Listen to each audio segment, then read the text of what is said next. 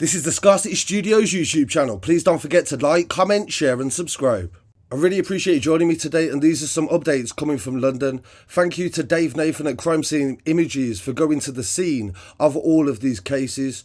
The first one occurred on the 2nd of the 4th, 2024, and it's a murder investigation of a 21-year-old man. He was shot dead inside a residential property on Comeragh Road in West Kensington, W14, at 10:20 on Monday, the 1st of April. Police were called to reports of a disturbance at a residential address in the West area, and officers attended along with the ambulance service, and at the time a 21-year-old male was found with a gunshot wound.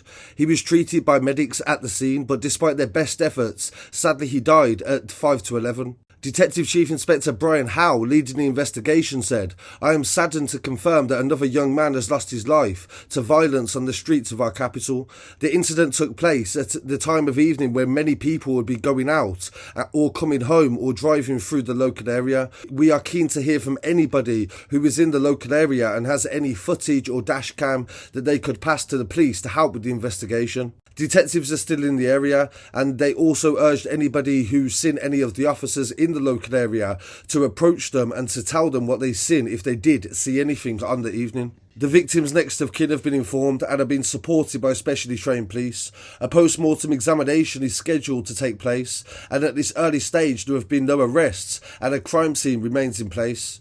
Chief Superintendent Jill Horsfall, responsible for policing in the Hammersmith and Fulham area, said 2 officers remain at the crime scene and there are patrols to reassure the public in the local area.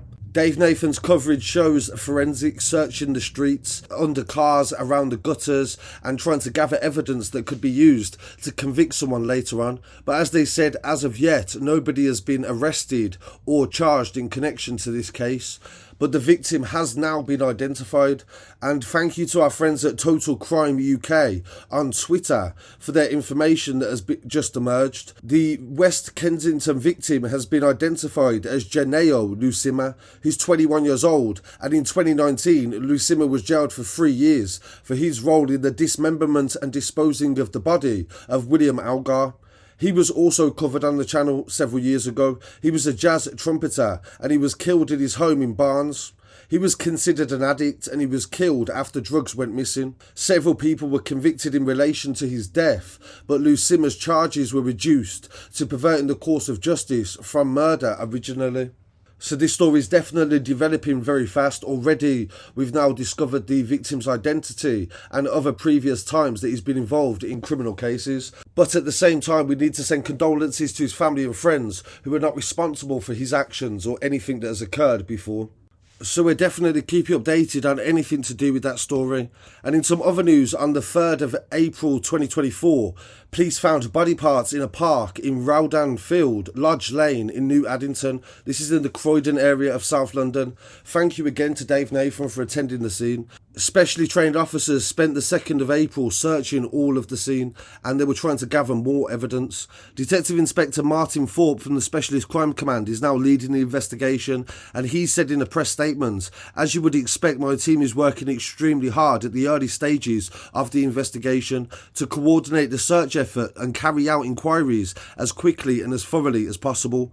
We are going to give specific details of the search of the area, but I can't confirm until later on what them details are.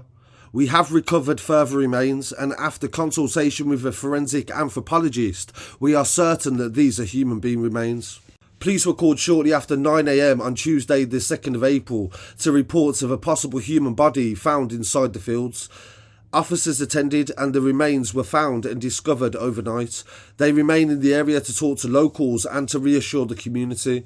Superintendent Lewis Collins, who is running the area and the investigation, said this is a very disturbing discovery, and over the last day or two our community has pulled together to try to help the police officers to find out what has really occurred. D.I. Forbes added, "Our priority is to identify the victim. When we are in possession of fuller facts, we will inform the people about the post-mortem. We are not in a position to confirm their age, their ethnicity or their gender. Their loved ones have not learned who this is yet." The crime scene remains in place, and this is a very early story. This is only broken in the past 48 hours, and the information is slowly emerging. But we'll definitely keep you updated on anything to do with that story and the progression of this case. And before we move on to the next story, I'd like to thank everybody that has participated in the recent study that has took place and we're sharing on the channel via Birmingham City University to try to find out your views on mental health defences in the courtroom in the UK. This study questionnaire will only take several minutes to complete, and thank you to everybody that has already done it, and I'll leave a link in the description for anybody else who would really help to do so. In this next story on the 26th of March, this is a barricade that took place in a house in Comeragh Road in the Bellingham area. The incident occurred on the 25th of March 2024, and the police were in the third day of trying to negotiate with the man who had barricaded himself in to a home with a 15-kilogram gas canister. Apart from a large police presence that included specialist firearm officers and dogs, police negotiators were also arriving at the scene.